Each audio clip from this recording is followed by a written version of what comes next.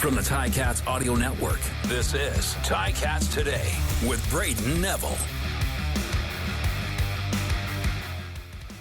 Hello and welcome to another episode of Ticats Today for this holiday Monday, August the 7th, 2023, right here on the Ticats Audio Network. The Ticats were unable to secure the victory Saturday night, falling 27-14 to the Montreal Alouettes, allowing 18 fourth quarter points. It seems like we saw two separate teams here, one in the first half and the one we saw in the second half. And joining me now to talk about that game is Coach Sal. Coach, what did you see here? Seemed like two separate teams we saw. We saw that first half team, and then I don't know what happened there, but the team we saw in the second half.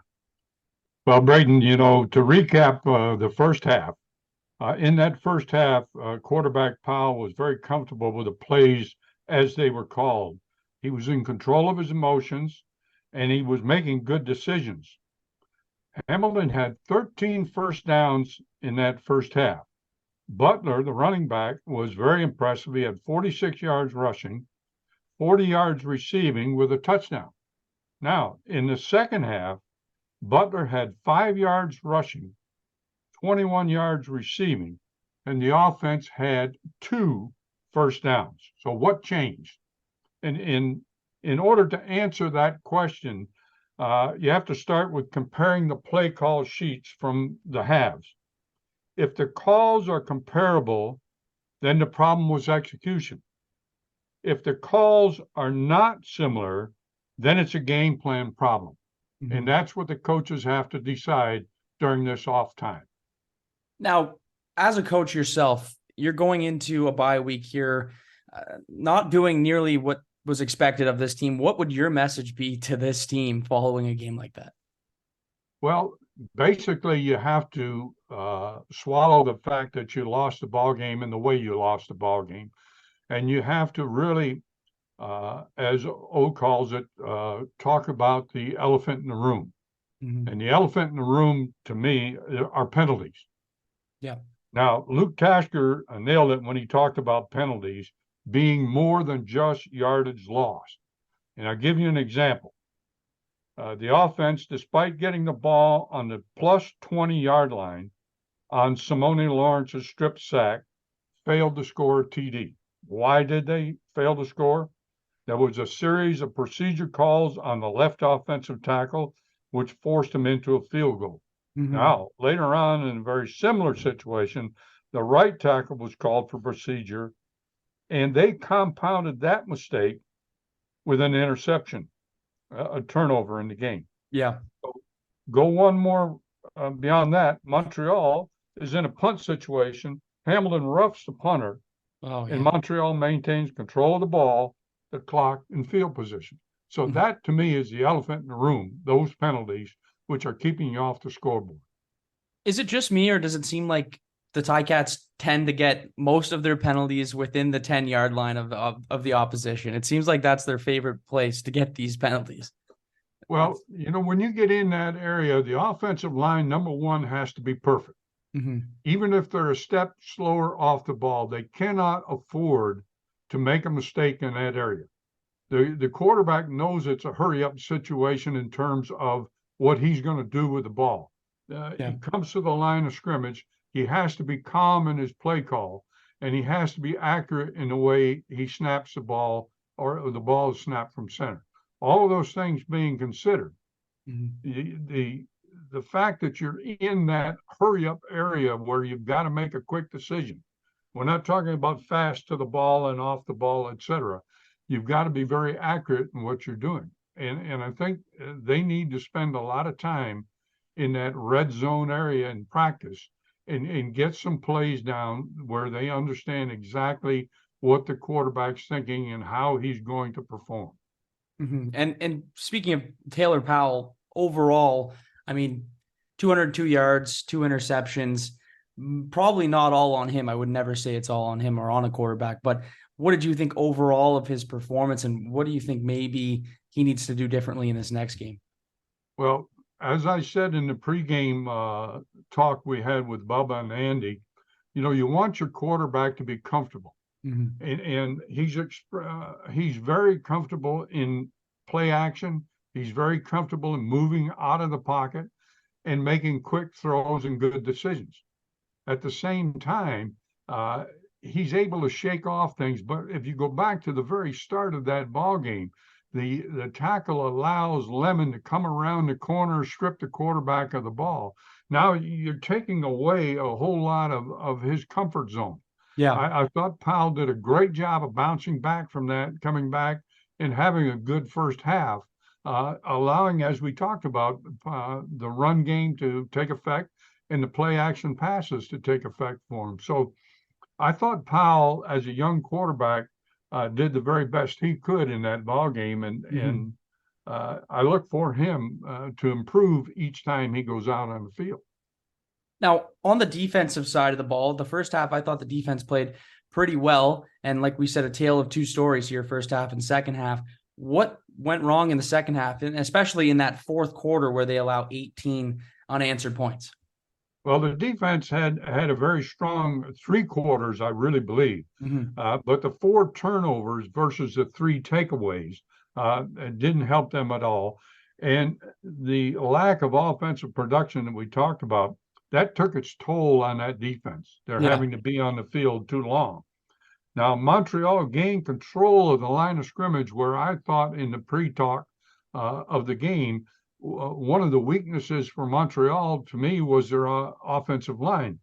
But because of their play calls and their run game and their ability to stay with William Stanback in the run, and then moving that forward to the play action passes, they took control of the line of scrimmage. And when you take control of the line of scrimmage, basically you're on a good output for your offense. So, Hamilton, as we said, was outscored 18 points in the quarter, but 24-3 in that second half points against. That can't happen. And again, I go back to the idea that Montreal is able to stay on the field because of mistakes made by the Hamilton offense. And Stanback, I feel, is a big part of the reason why they won that game, but it just seemed like it was really difficult for Hamilton to stop him at all. What did you notice about that? Was it the O-line, just their O-line was just making great plays, or do you think he was just a beast? He was just unstoppable? Well, he is a beast, and he can run inside, and he runs low to the ground of scrimmage and really has good power in what he does. But the fact that they stayed very patient with him, they continued to use him. And as the game progressed, you could see where the quarterback now was play actioning off of Stanback. And when that play action happens, if your defense is forced to bring the defensive end down hard on the outside to stop Stanback and use a linebacker or a secondary man to contain Fajardo, the play action pass with Fajardo coming outside leaves a void in the secondary where he was dumping that ball off. And then the lack of good tackling at that point with the secondary allowed Montreal to continue to move the ball upfield. Do you feel like if the Ticats have done kind of the same game plan, because I thought James Butler had a great first half, do you think maybe it could have been a different outcome? It seemed like they stopped going to him as much. Yeah, very much in comparison to what they did with Stanback versus what they did with Butler. With Stanback, even though he was stopped several times with minimal gain, they continued to go to him. Why? Because it opened up the play action pass for Fajardo. And when you stop using your running back in that fashion of forcing him into the line of scrimmage, and remember this, JP, he can make a lot of people miss. Yeah, he leads the league in avoiding the first tackle. You got to continue to use that guy. You can't walk away from what makes your offensive line better. And our offensive line needs that kind of help. And you saw what Montreal's offensive line was able to do as the game progressed with Stanback as a run back. Yeah, no, it seemed like they just kind of built steam, especially in that second half. Now, obviously, we're nearing the halfway point of the season here. If you're to look at everything so far, obviously with such high expectations with this Ticats team heading into the bye week, where would you say they're at right now in this East Division or in the CFL? Well, divisionally, we've lost the the fact that Montreal will have all of the things leading to the playoffs, and what I'm trying to say. But we have a leg up on Ottawa. So the point at this point in the season, your long range goal, of course, is to get into the Grey Cup. Yeah. Your short range goal is to get into the playoffs. And that's what you've got to now focus on. What do we have to do as a team to get into the playoffs? Once we're in the playoffs, anything can happen.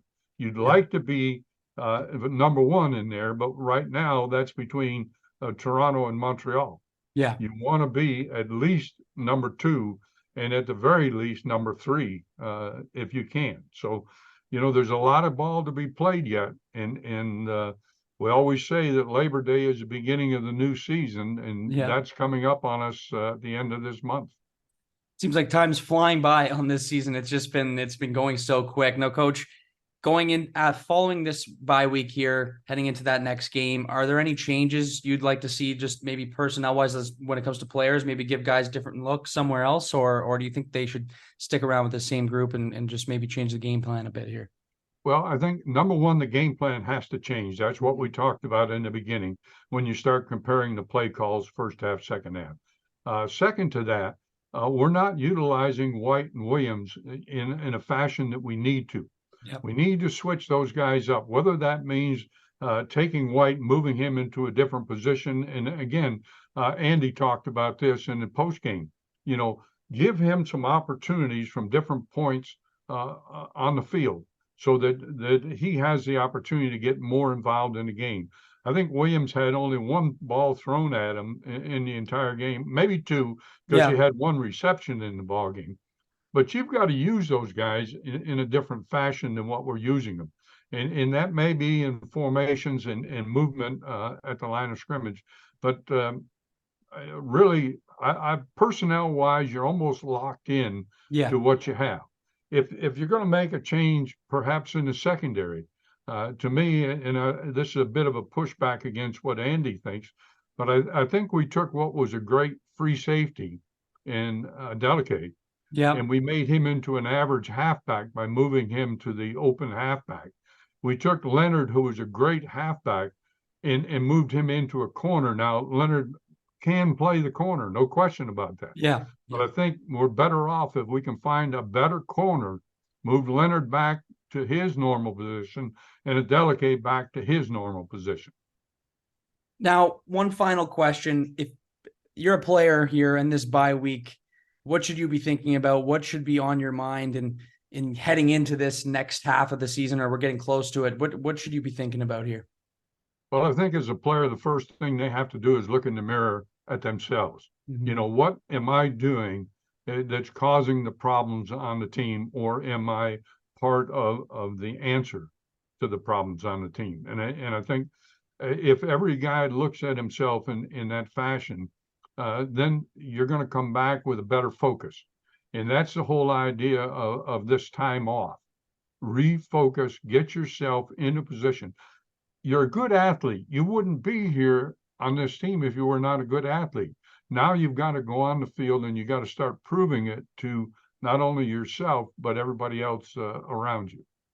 Well, Coach Sal, always a pleasure chatting with you. And I hope you enjoy your holiday Monday, and we will talk to you next week or after the next game. And hopefully, like I say all the time, a better outcome to chat about.